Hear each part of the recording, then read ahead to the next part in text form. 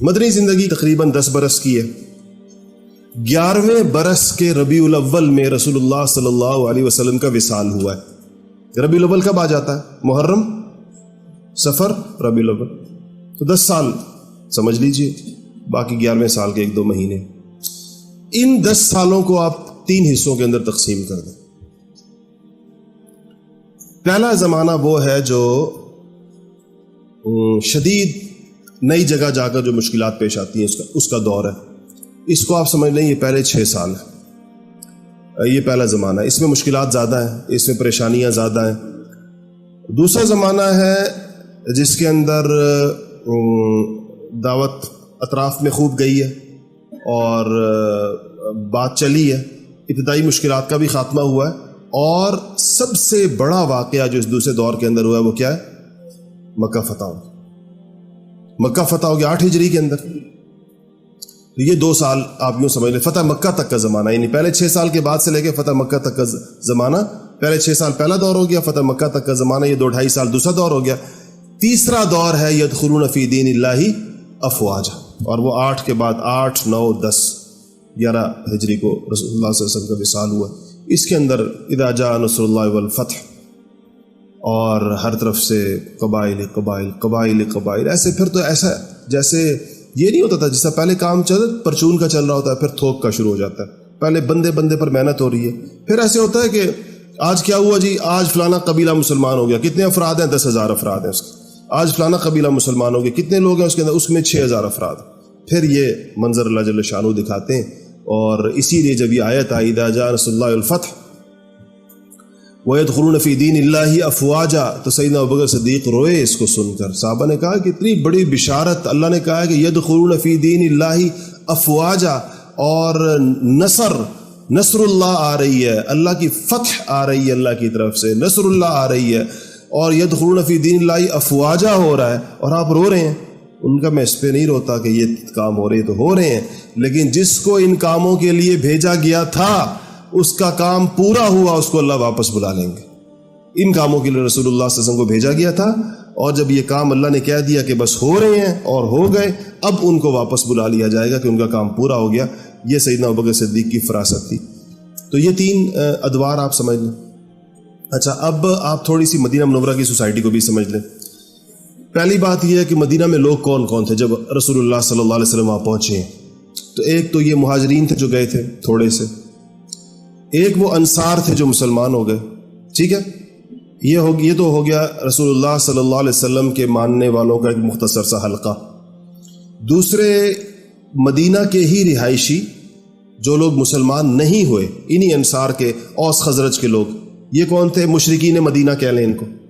یہ بھی تھے، کیونکہ ایسا تو نہیں ہوا کہ اوس اور خزرج اور دیگر جو مدینہ میں رہنے وہ سارے یکبارگی ایک ہی دن اسلام لائے، تھوڑے تھوڑے کر کے لا رہے تھے.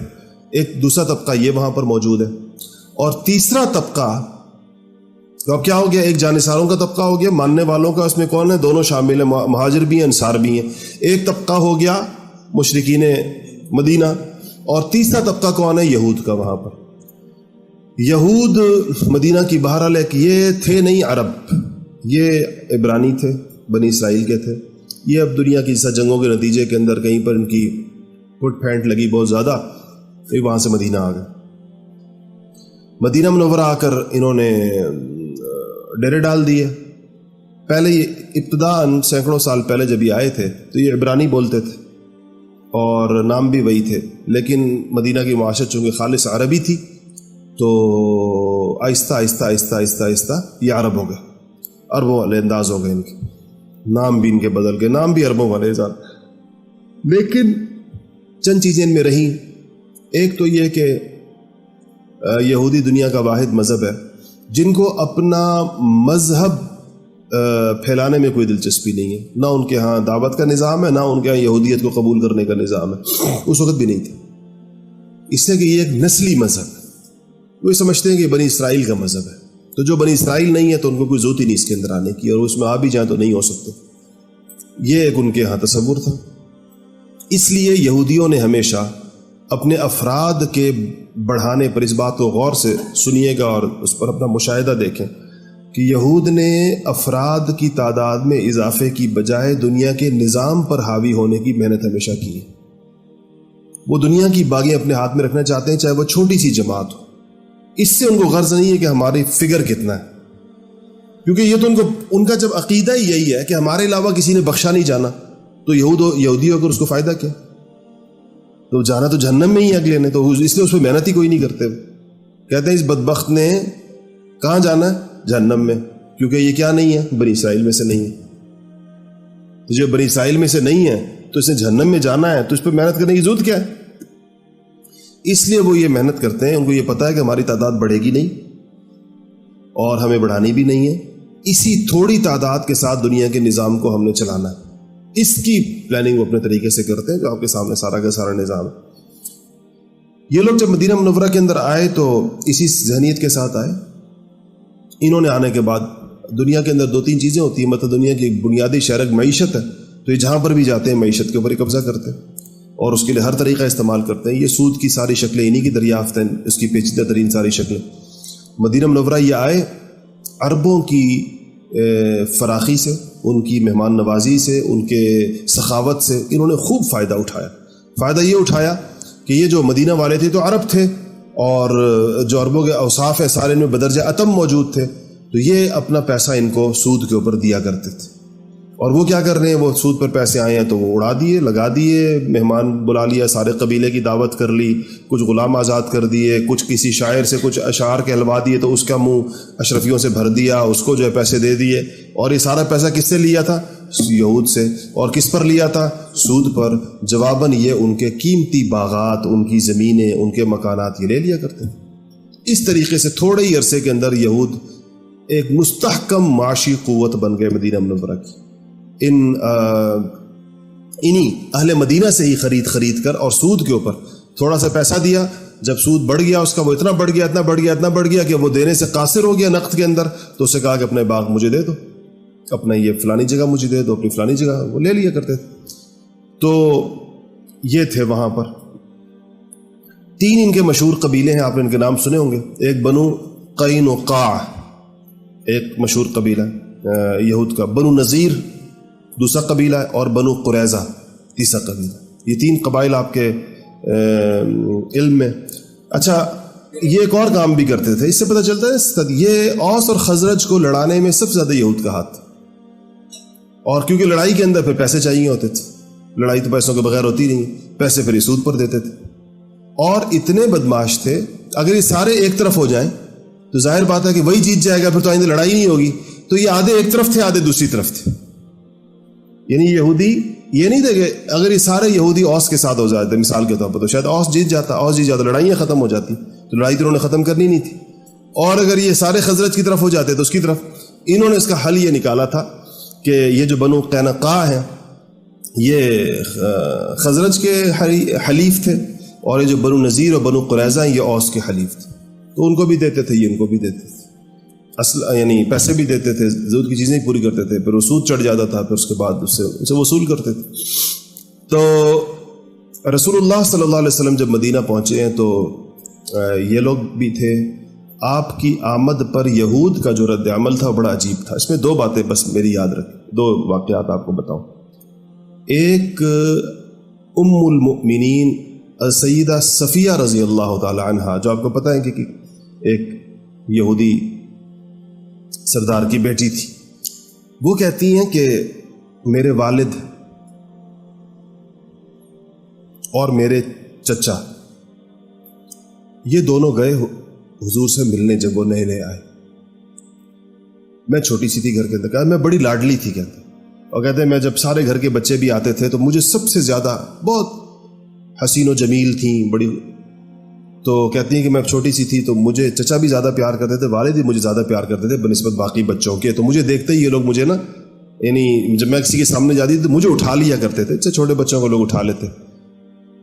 کہتی یہ لوگ صبح گئے میرے والد اور چچا، اور یہ شام کو بڑے تھکے ہارے واپس آئے، تو میں دوڑ کر گئی ان کی طرف، تو کسی نے مجھے نہیں اٹھایا، نہ چچا نے اٹھایا نہ والد نے اٹھایا، اور یہ آ کر انتہائی پریشان، تو میرے چچا ابو یاسر نام تھا ان کا،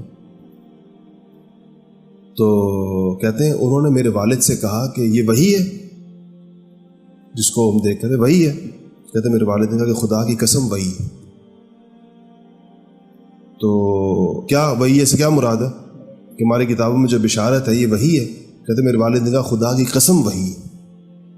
تو کہتے ہیں میرے چچا نے کہا کہ ابو یاسر نے کہ پھر کیا کرنا ہے، آپ نے کیا سوچا ہے، کیا کرنا ہے؟ کہا میرے والد نے کہا کہ عداوت کیا مطلب؟ دشمنی۔ کہا دشمنی جب تک میری جان میں جان، دشمنی کا طے کیا۔ اس سے آپ اندازہ لگائیں کہ یہود کے ہاں یہ ان کو اندازہ ہو گیا تھا کہ معاملہ پیغمبر کے ساتھ آ گیا۔ دوسرا واقعہ یہ ذہن میں رکھیں کہ عبداللہ ابن سلام کا نام آپ نے سنا ہوگا، سب سے بڑے عالم یہود کے تھے۔ یہ بھی ابھی جب آپ بنو نجار تو شروع میں ہی پہنچے ہیں نا، قبا سے نکل کے تو بنو نجار ہی آئے تھے نا اپنے ننیال کے اندر، اور یہ کیا کہتے ہیں اس کو، ابو ایوب انصاری کا گھر بھی تو ادھر ہی تھا، بنو نجار کے محلے میں تھا۔ تو عبداللہ ابن سلام ادھر ہی بنو نجار کے اندر، یعنی یوں سمجھے مدینہ پہنچنے کے شروع کے ہی 2-3 دنوں کے اندر آئے ملنے کے لیے۔ چند سوالات کی اپنے عالمانہ قسم کے سوالات کرتے ہی 2 منٹ میں پہچانے کہ نبی اللہ کا، پڑھا اشہد ان لا الہ الا اللہ اشہد ان محمد رسول اللہ، مسلمان ہو گئے۔ اپنی قوم کی نفسیات سے بڑے واقف تھے۔ کہا رسول اللہ میں اگر آپ نے میری قوم کو یہ پیغام پتہ چلا نا کہ میں مسلمان ہو گیا ہوں تو یہ میرے اوپر دنیا جہان کی تہمتیں لگا دیں گے، اس کی بجائے آپ ان سے ویسے پوچھیں میرے بارے میں پہلے۔ آپ نے کہا ٹھیک ہے۔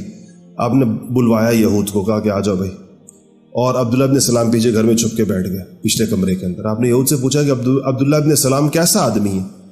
کہا کہ انتہائی سب سے بڑا عالم ہمارا، اور بہت بڑے عالم، خود بھی عالم اور بڑے عالم کا بیٹا، ہم میں سے سب سے خیرنا وابن خیرنا، ہمارے اندر سب سے زیادہ خیر والا آدمی اور سب سے بڑے خیر والے آدمی کا بیٹا، سب سے زیادہ فضیلت والا اور سب سے زیادہ فضیلت والے کا بیٹا، یعنی ان کے اور ان کے والد کی تعریف کے اندر زمین آسمان کے قلابے ملا۔ یہ کہا تو آپ نے کہا اچھا تمہیں پتہ ہے کہ عبداللہ ابن سلام مسلمان ہو گئے؟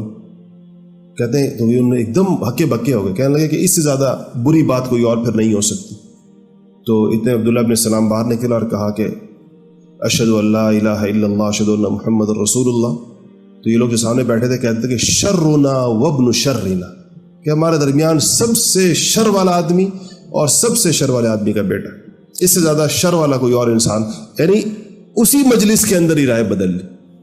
تو یہ یہود کا عمومی مزاج تھا، اور اس یہود کے ساتھ آپ کو سابقہ تھا۔ ایک اور شخصیت جس کا نام آپ نے بہت سنا، کیا کہتے ہیں، ایک اور طبقہ بھی آپ اس کو کہہ لیں، اور وہ تھا عبداللہ ابن ابی ابن سلول اور اس کے لوگ۔ اس کا معاملہ یہ تھا کہ جب جنگ بعاث، جو میں نے آپ کو بتایا کہ اوس اور خزرج کے درمیان کوئی 40 برس کے لگ بھگ چلی ہے، جب اس کا کوئی فیصلہ نہیں ہو رہا تھا تو بالآخر جب بہت تھک گئے تھے لڑکے، تو انہوں نے یہ طے کیا تھا کہ یہ عبداللہ ابن ابی لیڈر ٹائپ آدمی تھا، اس کے بارے میں یہ طے ہوا تھا کہ چلے ہم جنگ ختم کرتے ہیں، اور عبداللہ ابن ابی کو دونوں قبائل اوس اور خزرج اپنا بڑا بنا لیتے، اور اس کے لیے باقاعدہ یہ طے ہوا تھا کہ ہم شاہی تاج پہنایا جائے گا، اور عبداللہ ابن ابی کو شاہ مدینہ کا بادشاہ، یثرب کا بادشاہ، شاہ یثرب کا لقب دے کر اس کی تخت پوشی اور تاج پوشی کی جائے گی باقاعدہ۔ آپ کی جب ہجرت ہوئی ہے ان دنوں کے اندر، اس سے یعنی اسی زمانے میں جب یہ لوگ آئے ہیں، باقاعدہ عبداللہ ابن ابی کے لیے تاج کی تیاری چل رہی تھی کہ اب یہ تاج پہنا کے اس کو بادشاہ بنایا جائے گا۔ اتنے میں آپ سے مدینہ منورہ تشریف لے، تو آپ کو مدینہ تشریف لانے کے ساتھ سارا پانسا ہی پلٹ گیا۔ تو عبداللہ ابن ابی کے بس دماغ میں یہ بات بیٹھ گئی کہ میری بادشاہت کے راستے میں یہ رکاوٹ تھی۔ اچھا خاصا میں بادشاہ بننے والا تھا اور یہ مدینہ منورہ تشریف لے آئے اور سارا کا سارا قصہ ختم۔ یہ چیز اس کے دماغ سے نکلی نہیں، اور آپ کو پتہ ہی ہے کہ پھر ہر موقع پر اس نے کیا کیا۔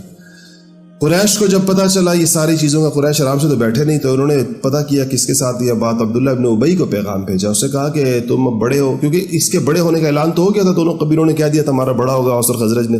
تو قریش نے اس کو پیغام بھیجا کہ کہا کہ تم نے ہمارے ایک بندے کو پناہ دی ہوئی اور یہ اور وہ ہے۔ تو